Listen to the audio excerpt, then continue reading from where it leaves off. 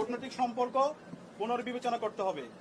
অভিযুক্তদের ফেরত না দেওয়ার পূর্ব পর্যন্ত কূটনৈতিক সম্পর্ক স্বাভাবিক করা যাবে না।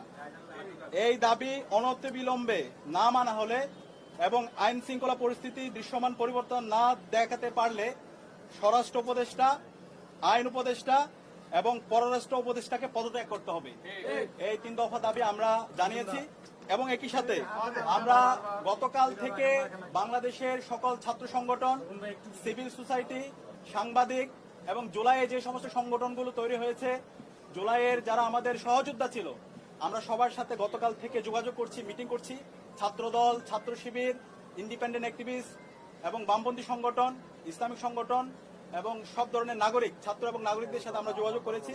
আমরা সারা দেশে সবাইকে ঐক্যবদ্ধ হওয়ার জন্য, আমাদের ফেসিবাদের বিরুদ্ধে, আমাদের কমন এনিমি ভারতের যে যারা বাংলাদেশে দাসত্ব কায়েম করতে চায় এবং একই সাথে এই পতিত ফেসিদের বিরুদ্ধে আমাদের ঐক্যবদ্ধ হওয়ার জন্য আমরা সবার সাথে কথা বলেছি এবং সকল ফেসিবাদ বিরোধী যারা আন্দোলন সংগ্রাম করেছে সবাই একমত হয়েছে এবং খুব দ্রুতই সকল ফেসিবাদ বিরোধী আমরা যারা জুলাই একসাথে নেমেছিলাম আমাদের সম্মিলিত কর্মসূচি আপনারা দেখতে পাবেন।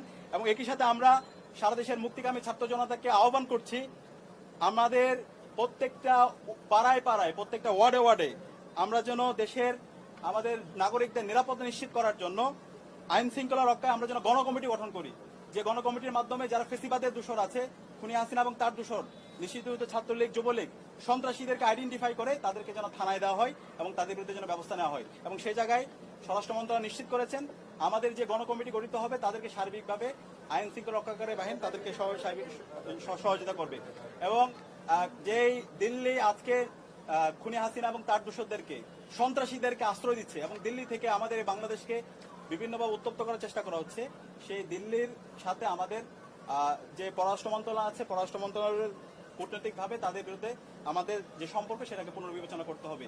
এবং আজকে আমাদের আরেকটি বিষয় আমরা নিন্দা জানাচ্ছি, প্রধান নির্বাচন কমিশনার সে আজকে একটা মন্তব্য করেছে, যে মন্তব্যে সে বলেছে উসমান হাদির উপর যেই হামলা হয়েছে সেটা একটা বিচ্ছিন্ন ঘটনা।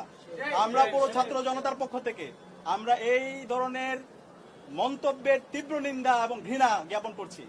আমরা দ্রুত অনুরোধ করব প্রধান নির্বাচন কমিশনারকে, আপনি দ্রুত আপনার এই বক্তব্য প্রত্যাহার করেন এবং সেটার জন্য জাতির কাছে ক্ষমা চেয়ে আপনার জায়গা থেকে আপনি দায়িত্বশীল আচরণ করেন।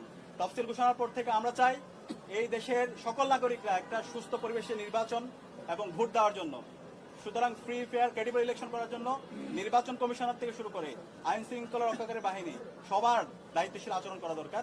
একই সাথে রাজনৈতিক দলগুলো দায়িত্বশীল আচরণ করবে। এবং সর্বশেষ আমরা দেখতে পাচ্ছি সারা দেশের যে আদালতগুলো আছে